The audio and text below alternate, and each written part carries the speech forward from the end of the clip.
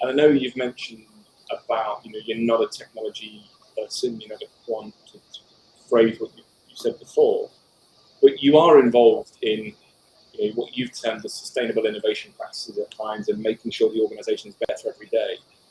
What's your frustration around that innovation journey that you've been on and you're currently working with at the moment?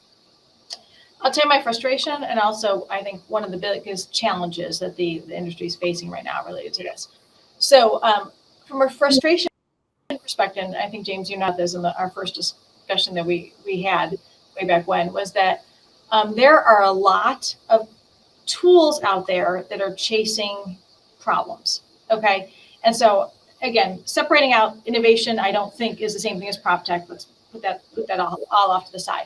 But what I think is happening right now is there's a lot of tools chasing problems, not necessarily I have a problem that needs to be solved and what's the right tool, okay? And to me, I think that firms are recognizing I have problems that need to be solved, but they're getting inundated from a lot of, outside influences, let's say prop tech, whatever it is, about,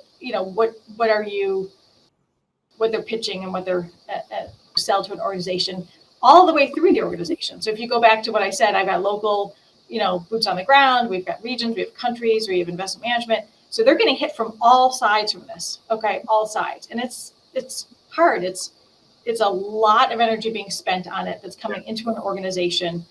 And it's, and I get it. I get people need to sell. I think there's companies that have, created certain products that work for certain companies. Maybe it doesn't work for us. I totally get it. But it's really, really hard right now because you need to take a step back and say, what are my problems? Okay. Or what is this solution going to give to me from an ROI perspective, things like that, rather than just being, hit from all sides.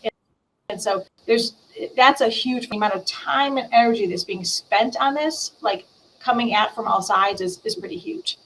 Do you think, just to press you on that, do you think it's because the industry is still very immature in understanding the problems that it has?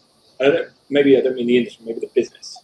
Maybe the business hasn't got people who understand the technology challenges, or they don't understand the business problems that they're facing. And as a consequence, this shiny object syndrome of you have to have this tech solution, you have to have that tech solution is very easy to do.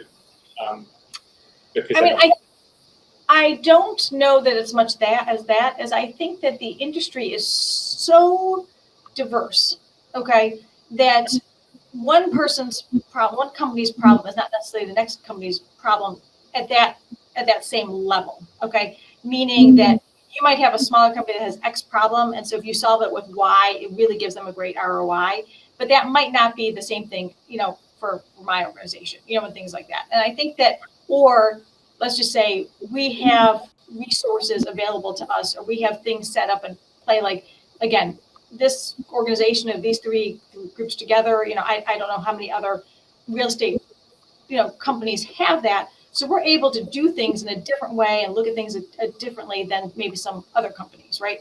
And so I think that you still have this major disparity in the industry.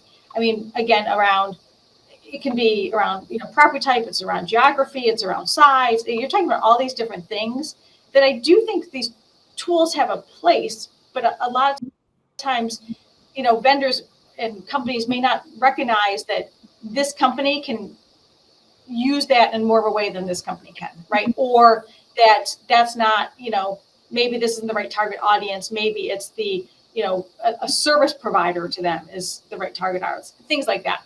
And so I think that's really where we're at, which is there's just such a diversity in our industry that it's really hard to try to figure out if you're a vendor, even how to tackle it, right? I mean, honestly. And I think, just to reference an earlier point, and I would advise you to watch about the edit around describing the role that innovation has at Hines, where Ilene talks about sustainable versus disruptive innovation and how ESG she's viewing very much as and disruptive innovation are two of the same things.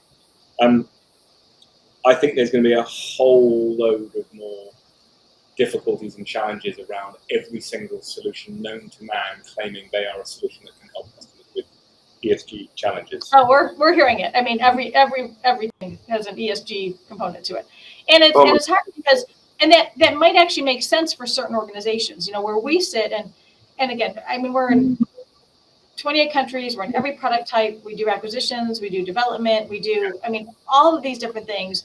You know, we're vertically integrated. And so it's hard to say, okay, well, does that solution work for this organization? I mean, more often than not, it doesn't because of that. So then you have to say, well, does it at least cover X amount of the organization? Because I don't want to have too many solutions, right? And that's where we are. It doesn't mean that it doesn't solve a problem for somebody. It's just whether or not it solves a problem, you know, for us.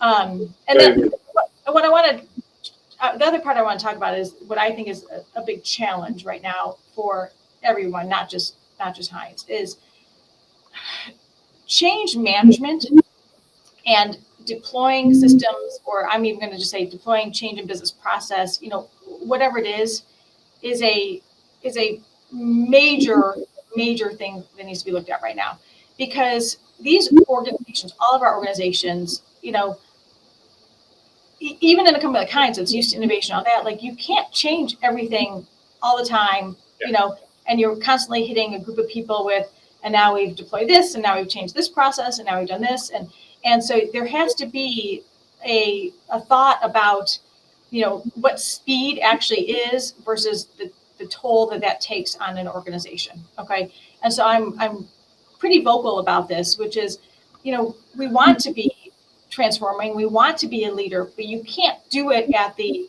expense of an organization, right? So you've got to make sure that you're balancing that.